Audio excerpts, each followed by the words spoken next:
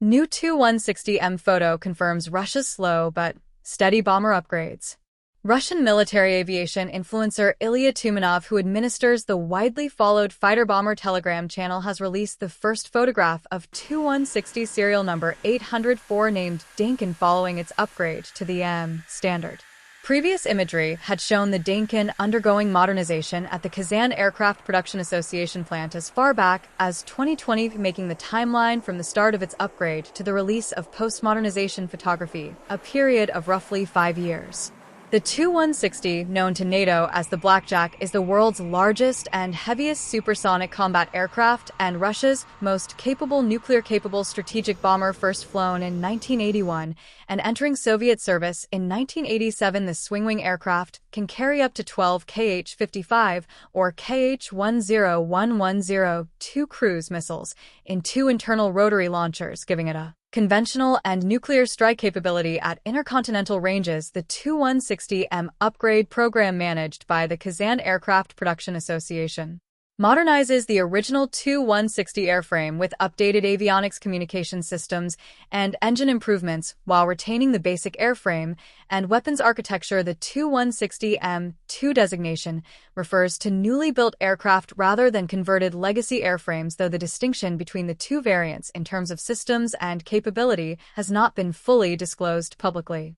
The broader operational picture around Russia's Tu-160 fleet is significantly less impressive than the Kremlin's strategic bomber rhetoric suggests, according to analysis published by AviVector, an aviation-focused open-source research account. AviVector's reporting indicates that only 1/3 of Russia's Tu-160M strategic bombers are used for combat missions against Ukraine, while the remaining 2/3 are engaged in testing, training, maintenance, modernization, or are still being built. According to registry data cited by AviVector, the Russian aerospace forces operate 18 Tu-160M aircraft in total, but only 7 are used for combat missions, typically launching from Ukrainka Air Base in the Russian Far East and sometimes from Engels 2 Air Base in the Saratov region.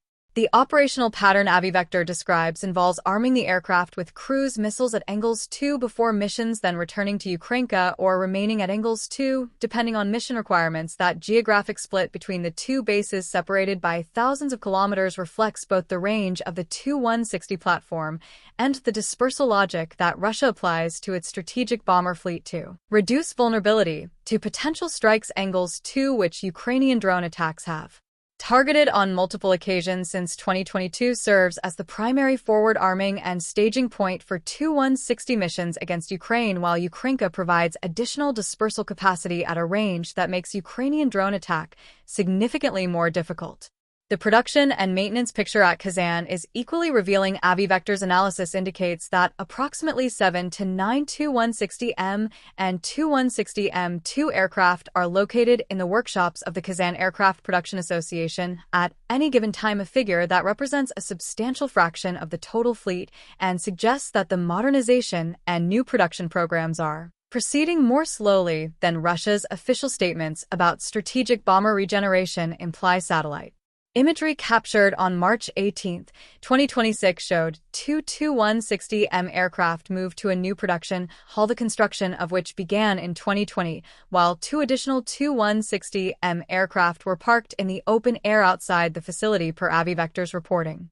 The new production hall itself is significant context. Russia announced ambitions to restart Tu-160 production in the mid-2010s, with then Deputy Prime Minister Dmitry Rogozin making repeated public statements about building new Tu-160M2 aircraft at Kazan. The construction of a new production hall beginning in 2020 and apparently reaching operational use by early 2020. 6 suggests that timeline has stretched considerably from initial announcements, though the movement of aircraft into the new facility indicates the infrastructure is now functional. How quickly the facility can produce or complete new Tu-160M2 aircraft, and at what rate older Tu-160 airframes can be cycled through the modernization process, remain open questions that available satellite imagery and open-source analysis cannot definitively answer.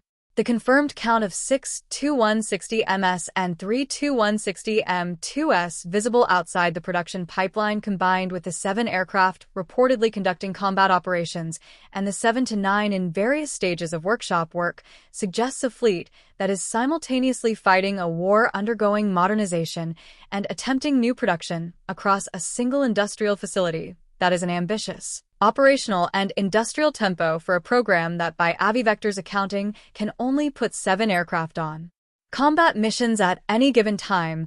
Whether the Deynekin's emergence from its 5-year upgrade is a sign of the program accelerating or simply the normal pace of a complex modernization effort is a question that the next aircraft to emerge from Kazan will help answer.